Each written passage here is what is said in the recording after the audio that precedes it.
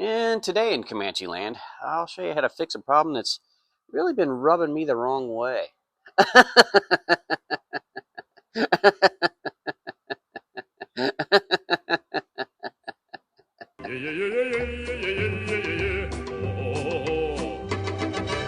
Yeah, it's a front lower control arm, and the tire's been hitting it. So I guess there's an issue with either the control arm or the tire, or both. Obviously. And you get the tires rubbing the control arm when you have the stock style wheels, which have a really deep offset that tucks the tire up under the vehicle, and an oversized tire. This one is a 235/75/15, which is not that big a tire. However, stock tire size on this is 205/75/15. Yeah, that's a lot narrower tire. And the way tire numbers work, 235 is going to be your width across here in millimeters.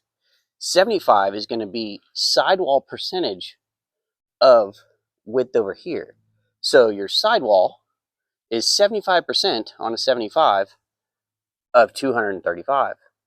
So a 205/75 is going to be not only narrower by 30 millimeters, or inch and a quarter, inch and a half, but it's also going to be shorter because the percentage is of a smaller number. So what I'm saying is these tires are bigger and they rub, essentially. So if you're going with larger tires and you have stock control arms, you end up hitting right here in the center of this control arm with your tires if you're at full lock one side or the other. Well, I did some searching and there's an easy fix for that. And here's that fix on the driver's side. This is the front lower control arm from a 1998 to 2004 Jeep Grand Cherokee, which is the WJ platform. And the big difference is right here. These are curved away from the tires right in the center. That looks nice. And it's curved by almost an inch. I think it's like 0.75, 0.8 inches is the big overall difference. And that keeps your larger tire from hitting your control arms.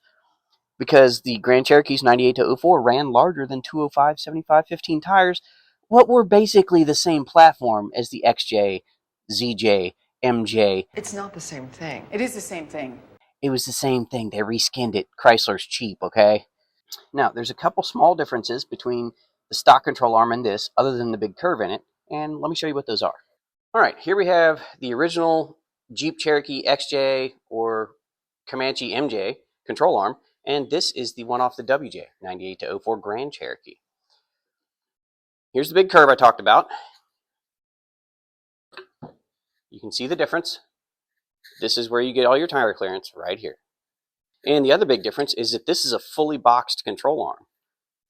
It does not have any open sides except the ends. So you get the mud to drain out, hopefully. But it'll probably rot and you'll replace it eventually. Whereas the original control arm is a C channel, which means you can see inside it.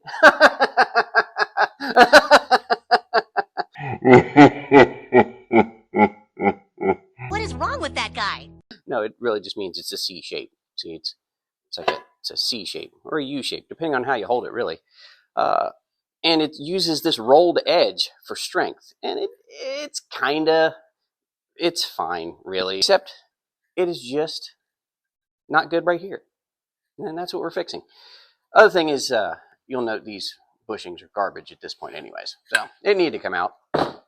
Center of the eyelet on our original is 15 3/4,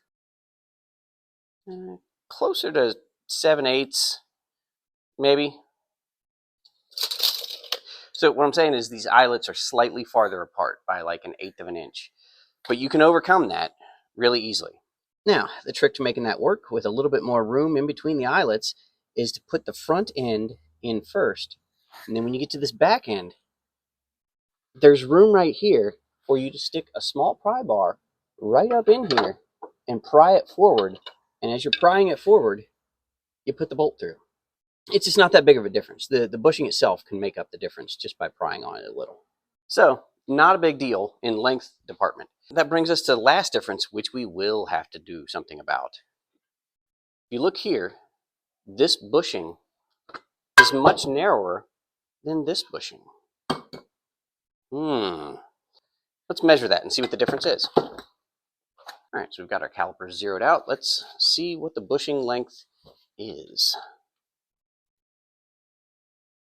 It is right around 2.6, 2.61 inches. And over here on the big WJ, it is a little over 3 inches. So we've got to take pretty much close to 1/3 of an inch off of the width of this bushing. See right here where I've marked, you have to cut that yellow and that yellow just straight down.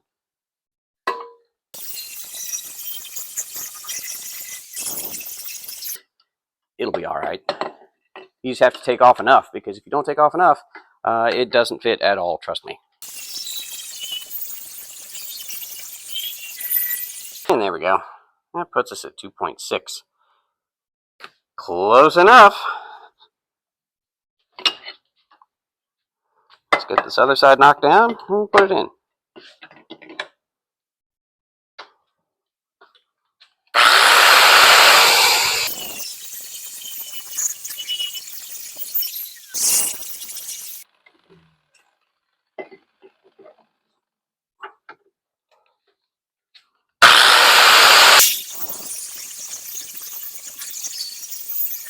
We're looking for 2.6 on this one as well. 2.58. It's ready to go in. You do not have to jack the vehicle up. This lower control arm does not support weight, but it's still a pain. Let's get the bolt out first.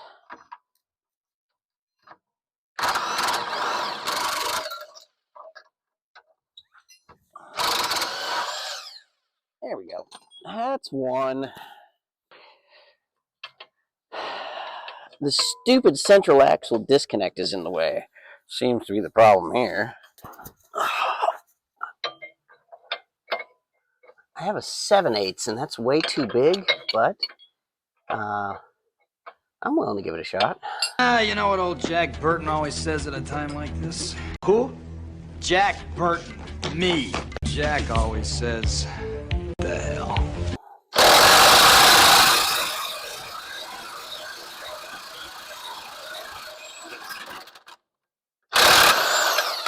There we go. All right, wrong tool for the right job. That bolts out, and there we go.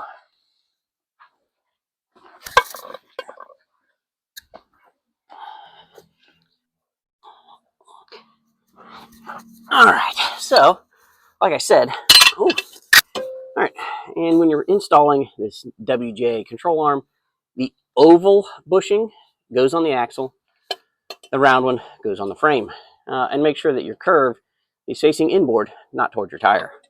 That may seem obvious, but you know, it's not, apparently. All right, first one's in there.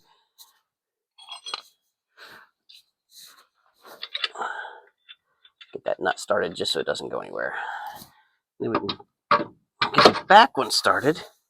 And this is the one that we're going to have to pry on just a little bit to get it to line up. There we go.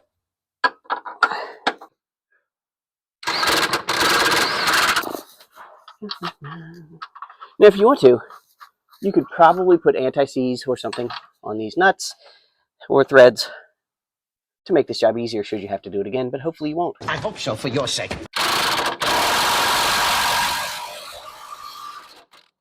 Close enough. And there we go. Installation complete. Curve to the inside. That is a 1998 to 2004 Jeep Grand Cherokee WJ lower control arm on a Jeep XJ Cherokee or MJ Comanche. And that is going to solve our tire rubbing problem because it's got a nice curve in it right there. All right, everybody, that's going to do it for this time. So if you've got a Jeep Cherokee with stock control arms and larger tires and you've got that rubbing issue, 1998 to 2004 Jeep Grand Cherokee lower control arms, all you have to do is use a cutoff wheel to get those bushings down to the correct width, and they'll fit right in there. Problem solved. Hopefully staying solved. And that's more of a long-term trial issue, I guess. Okay. We'll see you next time.